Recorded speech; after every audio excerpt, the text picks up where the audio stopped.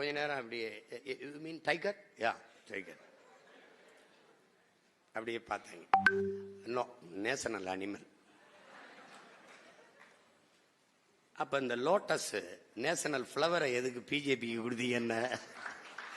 பக்கத்தில் இருக்க 2 அதிகாரி ஒருத்தர் பார்த்துக்கிட்டான், இவ சிக்கலான ஆள் வருக அப்படின்னு. சரி, காளமாடை கொடுங்க.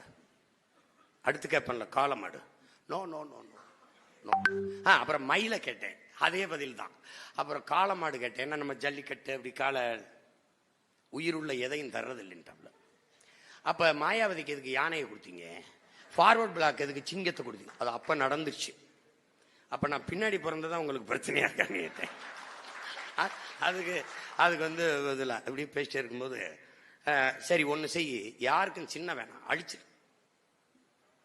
நீ என்ன பண்ண, ஒரு அண்டா, இந்த நகை வெட்டி, இந்த சாந்து சட்டி, இதெல்லாம் சின்ன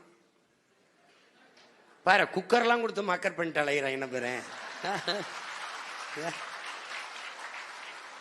குக்கர் என்ன கேட்டா, அது இதுதான். இதுக்குள்ள நான் என்ன சொன்னேன், அமெரிக்காவை நீ எப்படி நினைக்கிறா? ஓ கிரேட் கண்ட்ரி. அங்க சின்னம் இல்லை, எண் முறை தான் இருக்கு. நீ என்ன செய்ய, எல்லா கட்சிக்கும் சின்னத்தை எடுத்துரு. ஒவ்வொரு தேர்தலுக்கும் ஒரு எண்ணை கொடுத்துரு.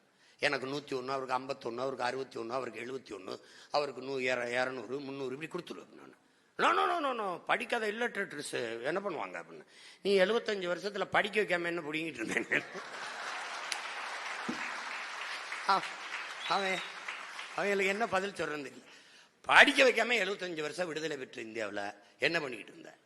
1-2 கூட தெரியாதவன் ஓட்டு பிடி போட்டு தனக்கான தலைவனை தேர்வு பண்ண மாட்டவன இவன் பேசுறான். கிட்டதான் பேசிட்டு இருக்கான். கடைசியா எதையுமே உயிர் உள்ள எதையும் தர முடியாதுட்டான். கடைசியா நமக்கு விவசாயி கொடுத்துட்டான். ஏன் விவசாயி கொடுத்தான்? எந்த விவசாயம் உயிரோட இல்லைன்னு முடிவெடுத்துட்டான். புரியுதா? உயிருள்ள எதையுமே தர முடியாது என்று சொன்ன தேர்தல் ஆணையம் நமக்கு விவசாயி கொடுத்துருக்குன்னா, உயிரோட எந்த விவசாயியும் இல்லை. ஏன் நமக்கு கொடுத்துருக்கு? உயிரை கொடுத்தாவது வேளாண் பெருங்குடி மக்களை நாம் தமிழர் பிள்ளைகள் காத்து விடுவார்கள். உழவை மீட்போம், உலகை காப்போம். உணவு இல்லை என்றால் உயிர்கள் இல்லை, உயிர்கள் இல்லை என்றால் உலகம் இல்லை.